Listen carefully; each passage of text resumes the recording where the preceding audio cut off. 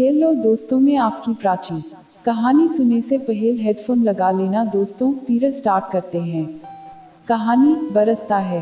दूर से देखने पर लगता था वहाँ सरू का घना वन है, पर वन के बीचों बीच आकर खड़े होने पर मालूम हुआ कि वृक्ष एक दूसरे के उतने पास पास नहीं हैं, जितने उसने सोचे थे।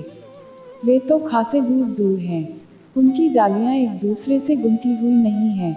वे एक दूसरे से पूरी तरह अपरिचित हों इस तरह खड़े हैं, अपने आप में मगन। उसे थोड़ी हंसी आई। मनुष्य का जीवन भी ऐसा होता है, खासतौर से स्त्री पुरुष का, पति पत्नी का जीवन। दूर से देखें तो लगता है कितने प्रगाढ़ रूप से वे परस्पर आबद्ध हैं। दोनों के स्वप्न, तृप्ति और अनुभूतियां इस तरह एकाकार हो गई हैं कि उनके बीच कोई विभाजक रेखा ही नहीं खींची जा सकती। पर नजदीक जाकर देखें तो सरू के इन वृक्षों की ही तरह वे दोनों अलग अलग और विषाद ओढ़े हों, इस तरह धुंध से घिरे लगते हैं। शाम अब क्षितिज पर झुक रही थी। अभी कुछ ही देर में सुनहरे रंगों का अंतिम स्पंदन होगा और पूरे आकाश को भर देने वाला वह बिंब पानी में छू पड़ेगा। पानी के किनारे से सूर्य के टूट पड़ने का यह एक क्षण भव्य विस्मयों से लबालब भरा लगता था। इस नन्हे क्षण में असंख्य विश्वों की, असंख्य परिभ्रमणों की गति झलक उठती थी। सूर्यास्त की इस घड़ी की प्रतीक्षा में वह रेत के एक धुएं पर बैठ गया। अचानक उसने देखा एक प्रतिबिंब उसके और सूर्य के बीच खड़ा है। उसकी उपस्थिति से अनभिज्ञ एक स्त्री ठीक वहीं, उससे थोड़ा ही आगे समुद्र के पानी के निकट खड़ी थी। उसकी ही तरह वह भी सूर्य की ओर नजर टिकाए थी। उसके वहां खड़े होने के कारण सूर्य ओट में हो गया था। संतोष ने सोचा उठकर जगह बदल दे, पर उसी समय स्त्री कुछ कदम आगे गई और सूर्य दिखा, लेकिन फिर पानी में डूब गया। उसके बाद गहरी शांति फैल गई। उस स्त्री ने आगे जाने के पहले अपना मुंह घुमाया। संतोष ने उसका चेहरा देखा। फिर वह उत्तर की ओर पानी के किनारे किनारे चलने लगा। वैसे तो आश्चर्य न होता, पर सूर्यास्त के समय लोग आमतौर पर घूम टहल कर वापस आ जाते हैं। इसके बदले वह घूमने जा रही थी। तिस पर वह अकेली थी, पर उसकी चाल में रंच मात्र भी शिथिलता नहीं थी। इन सारी बातों से संतोष को कौतूहल हुआ। 10 वर्ष पहले शायद न होता। अब स्वयं के विस्मित होने, छोटी से छोटी घटना में निहित मधु बिंदुओं को खोजने का समय था। तिस पर इस स्त्री की तो छटा ही न्यारी थी और वह सूर्य के उस क्षण को देखने के लिए खड़ी थी, जिसे वह स्वयं चिंतन और सौंदर्य का श्रेष्ठ संधिकाल मानता था। इस तरह की सभी, यूं तो छोटी पर आनंददायक बातों के कारण संतोष के मन में एक विचित्र अनुभूति हुई। रात को वह अपने विश्राम गृह के बरामदे में आराम से कुर्सी डालकर बैठा था और आकाश में बादलों और चांदनी की लीला निहार रहा था। बगीचे में रोशनी कम थी। आकाश में बादलों की ओट में घड़ी में छिपती और घड़ी में बाहर झांकती चांदनी थी। सामने सरू के वृक्ष थे और उसके आगे समुद्र था, जिसके मंद गर्जन से वातावरण मुखरित हो रहा था। कोई कोई क्षण अपने आप में पूर्णतः संपूर्ण होते हैं। उनके आगे पीछे कुछ नहीं होता, स्मरण या आशा या उपेक्षा जैसा कुछ नहीं, मात्र एक नाम आनंद। ऐसा ही कुछ वह अनुभव कर रहा था कि उसने उस स्त्री को सरू के वन से चढ़ान पर ऊपर जाते हुए देखा और अपनी कुर्सी से उठकर लगभग खड़ा हो गया। प्रकाश की एक रेखा या सुगंध की कोई लहर, आकस्मिक नहीं, बल्कि लंबे समय बाद स्मृति में चढ़ी किसी काव्य पंक्ति सी वह स्त्री उसे लगी। क्या वह उसे किसी समय पहचानता रहा होगा? 65 वर्ष के लंबे जीवन में हजारों लोगों से मिलना हुआ होगा, उनमें शायद यह स्त्री भी रही होगी। चांदनी के प्रकाश में उसे उस स्त्री का चेहरा अधिक स्पष्ट नहीं दिखाई दिया। फिर भी देखा, नाक सीधी थी, होंठ पतले और थोड़े खुले हुए, जैसे कुछ गुनगुना रही हो। बरामदे के करीब से गुजरते समय उसने संतोष की ओर देखा और फिर आगे चली गई। संतोष उसे पीछे से देखता रहा।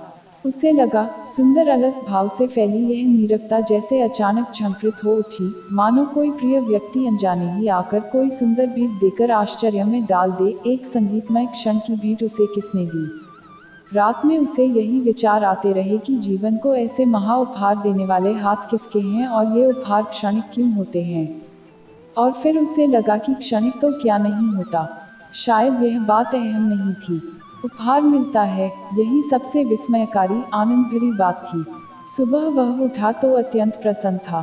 सूरज को निकलने में अभी देर थी। उठकर वह रेत की ढलान से उतरकर सरू के वृक्ष को प्रेम से स्पर्श करता हुआ समुद्र के किनारे खड़ा हुआ कि सुनहरे उजाले का एक बड़ा टुकड़ा समुद्र के जल में तैर उठा। उसने चौंक कर ऊपर देखा। ठीक सिर के ऊपर एक बड़ा बादल झिलमिलाता दिखाई पड़ा और फिर नीचे नजर करने पर उसने उस स्त्री को देखा, घूम टहलकर वापस लौटती हुई। एक अन्य आश्चर्य उपहार। वह मन ही मन गुनगुनाया और बात करने के उद्देश्य से उसकी ओर पलटकर प्रतीक्षा में लगभग खड़ा हो गया।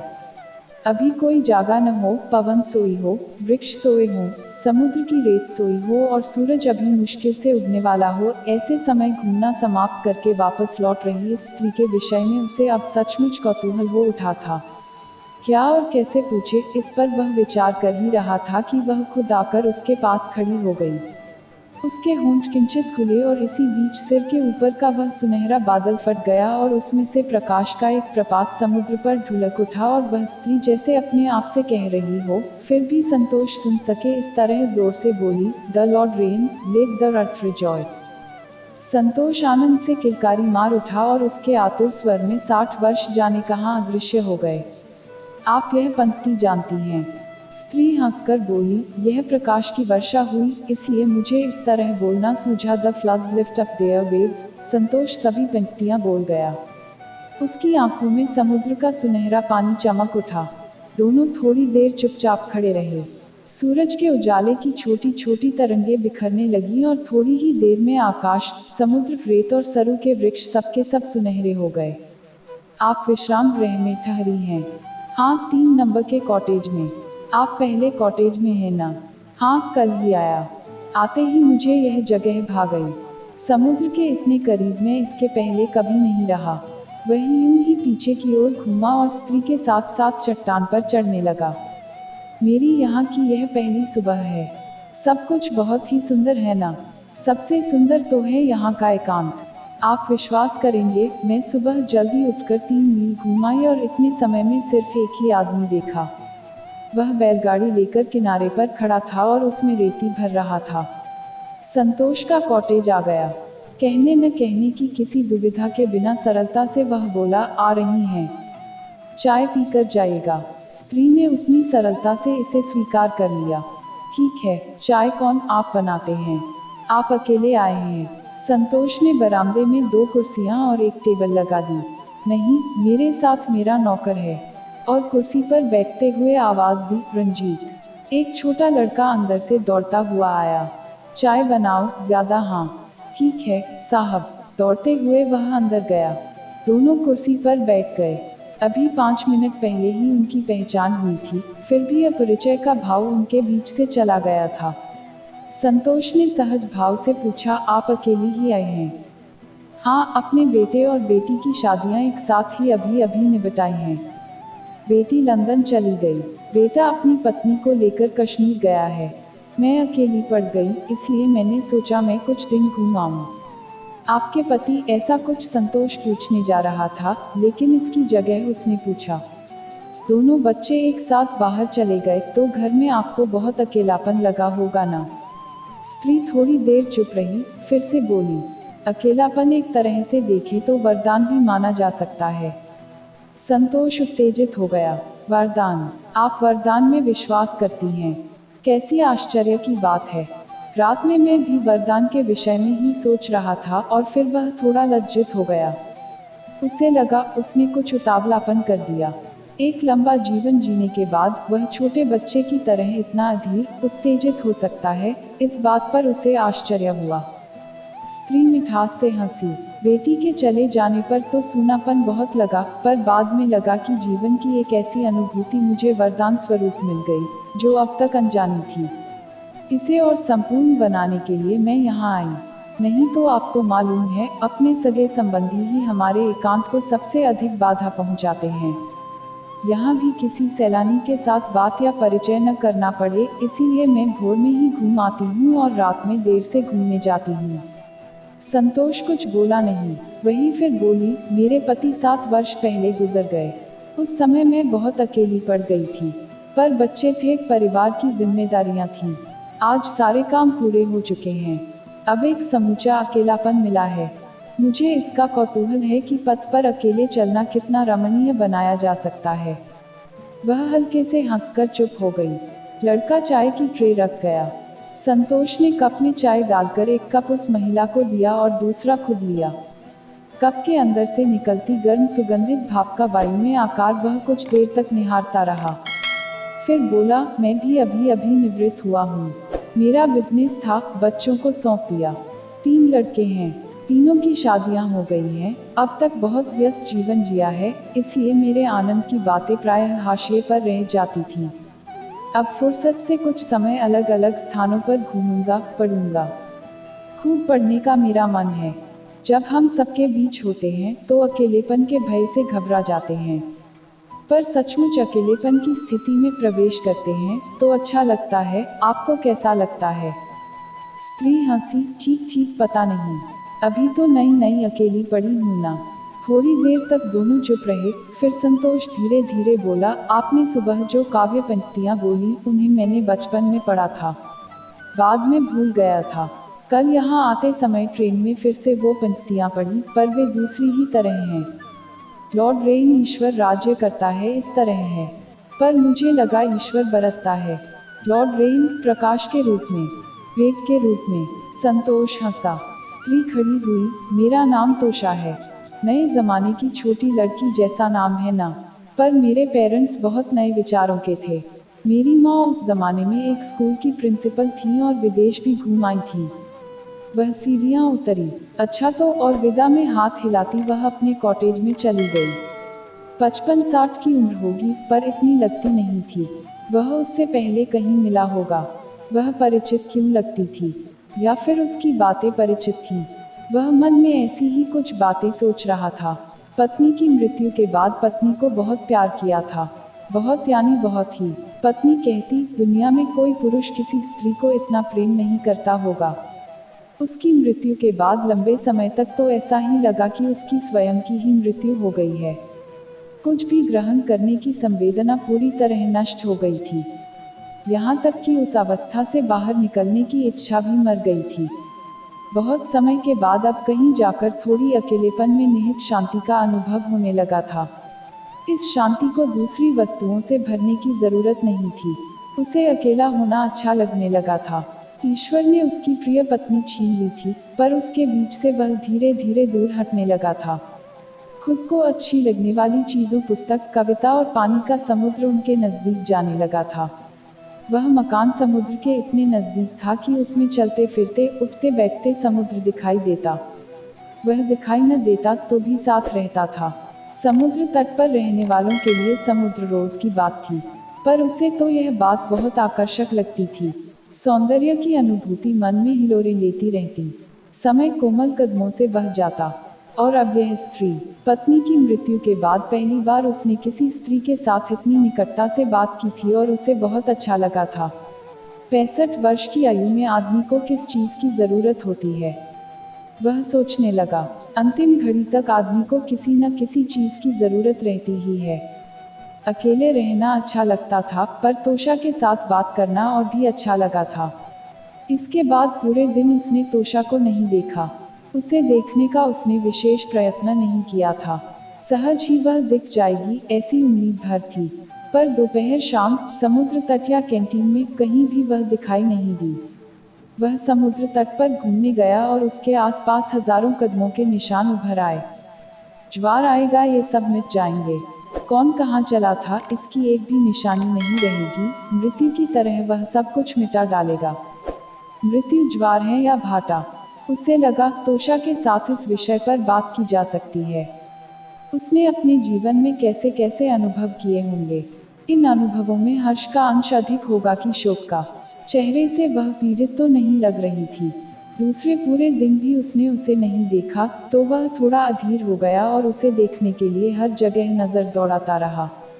अंत में शाम को भी जब वह नहीं दिखाई पड़ी तो वह लगभग व्याकुल हो गया। उस रात हवा खूब खुलकर बह रही थी और हवा खुद समुद्र की तरह जैसे बह रही थी। चांदनी को आर पार बींधता यह गर्जन बगीचे में, मकानों में, वृक्षों में फैल गया और उसके सामने समुद्र की घनघोर आवाज भी मंद पड़ गई। फिर तो संतोष से रहा नहीं गया। वह घर से निकलकर तीसरे नंबर के कॉटेज की ओर चल पड़ा।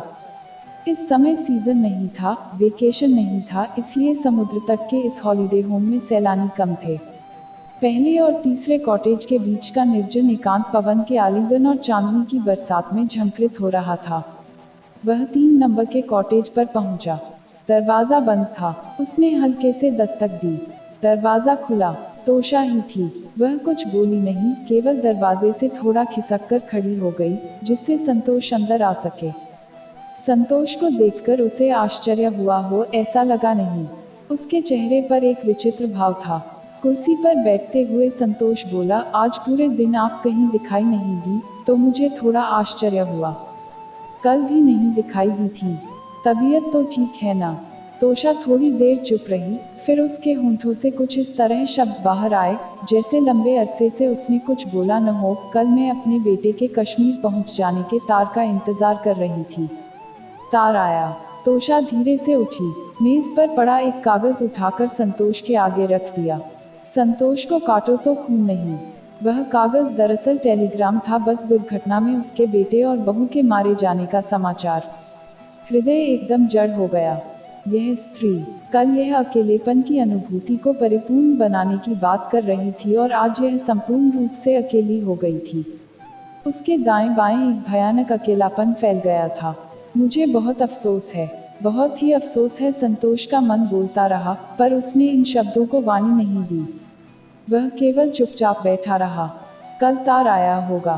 तब से लेकर अब तक इस स्त्री ने बिल्कुल अकेले रहकर इस भयंकर आघात को झेला होगा। खाए पिए सोए बिना एक एक क्षण उसने बिताया होगा। किसी को कुछ बताए बिना, किसी के पास से सहारा पाने की कामना किए बिना। अचानक उसे कुछ सूझा और वह तेजी से उठकर अपने कॉटेज पर गया। वहां जाकर उसने कॉफी बनाई और एक बड़े ग्लास में भरकर बाहर पागल हवा से उसे बचाता ढांकता तोशा के पास आया। साथ में नींद की गोली भी थी। थोड़ी कॉफी पीजिए, उसने तोशा से आग्रहपूर्वक कहा और जबरदस्ती ग्लास तोशा के हाथ में रख दिया। पीजिए, उसने फिर आग्रहपूर्वक कहा। यह गोली ले लीजिए, उसने लगभग डॉक्टर की तरह आदेश देते हुए कहा। तोशा ने गोली ली, कॉफी पी। संतोष की ओर उसने पूरी नजर डालकर देखा। फिर वह एकदम से टूट गई और हिचकी ले लेकर रोने लगी। काफी देर तक वह रोती रही। संतोष ने उसे रोने दिया। वह बस उसके पास बैठा रहा। बड़ी देर बाद वह थोड़ी शांत हुई और तब संतोष ने उसके सिर पर हाथ रखा। अचानक उसे लगा वह समझदार परिपक्व स्त्री असल में छोटी, एकदम अकेली पड़ गई एक बच्ची है। इस समय उसे प्रेम और ममता की जरूरत है। क्या वह उसे यह दे सकता है?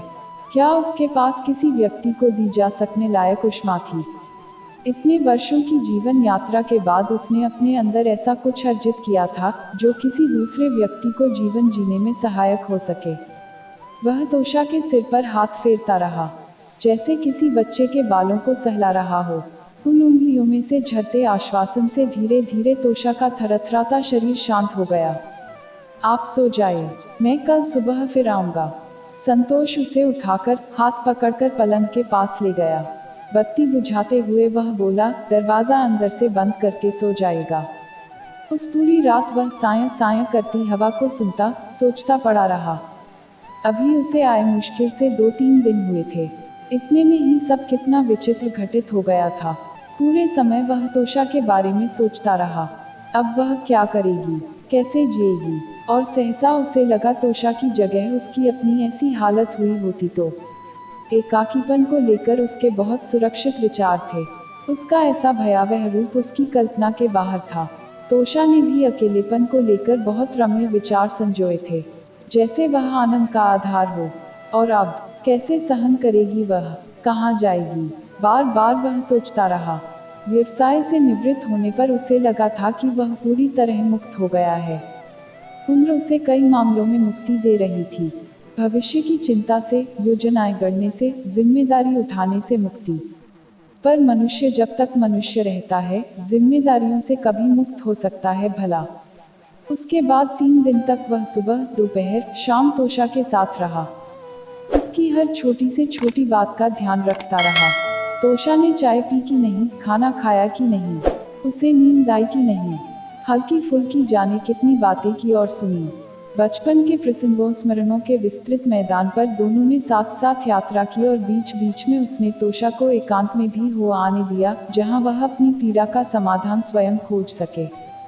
संतोष के जाने का दिन नजदीक आया। यहाँ 6-7 दिन रहने की उसकी योजना थी। उसके बाद वह डांग के जंगलों के अंदरूनी इलाकों में जाना चाहता था।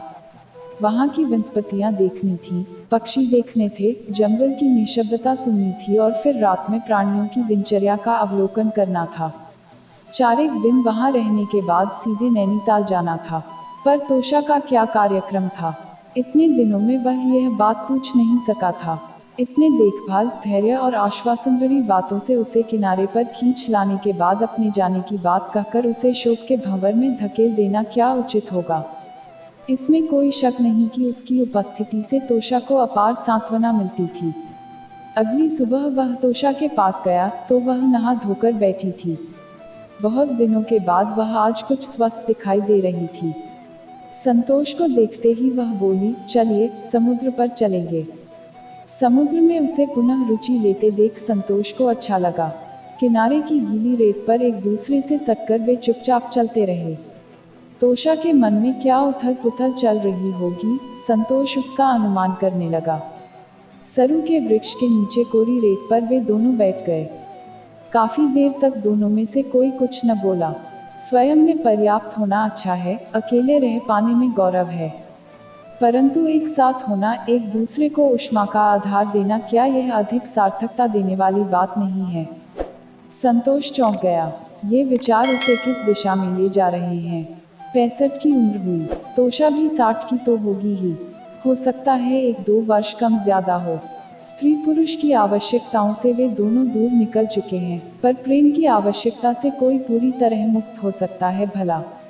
इस उम्र में लोग क्या कहेंगे? एक दूसरे का साथ देने में उम्र बाधक हो सकती है, पर इस उम्र के कारण क्या उसे दूसरों की धारणाओं के अनुसार जीने की बाध्यता से मुक्ति नहीं मिल रही थी? पर तोषा क्या कहेगी? उसने तोषा की ओर देखा। वह समुद्र पर नजर टिकाए शांत बैठी थी। सहसा पहले दिन की ही तरह प्रकाश का एक बादल फटा और सुनहरी बरसात समुद्र पर बरस पड़ी। एक स्वर्णिम क्षण का आविर्भाव हुआ। तोषा के अधरों पर एक मंद मुस्कान खेल गई। द लॉर्ड रेन, उसने कहा। हर तरह से यह सही था। यहाँ मनुष्य की कल्पना का राज नहीं चलता, ईश्वर की इच्छा का राज चलता है, और ईश्वर बरसता है सदैव। सहसा संतोष बोल पड़ा, मैं यहाँ से नैनीताल जाने की सोच रहा हूँ। आज टिकट लेने जा रहा हूँ। 2 टिकट लाऊं ना? भावावेश में उसका स्वर कांप उठा। आप भी साथ चलेंगी ना? तोषा समझ गई। उसे इस तरह आमंत्रित करने के पहले इस अनजान, मृदु, धैर्यवान, प्रेमालु पुरुष ने किन किन उधेड़बुन को पार किया होगा, इसका उसे ख्याल आया। समुद्र पर टिकी अपनी नजर उठाकर उसने संतोष पर डाली। उन 2 निर्दोष आंखों में उसे खालिद सच्चाई दिखाई दी। उसके भीतर एक स्वर्णिम क्षण का उदय हुआ। उसने धीरे से कहा, ईश्वर की भीख बरस रही है। संतोष उसे देखकर एक मधुर हंसी हंस रहा था।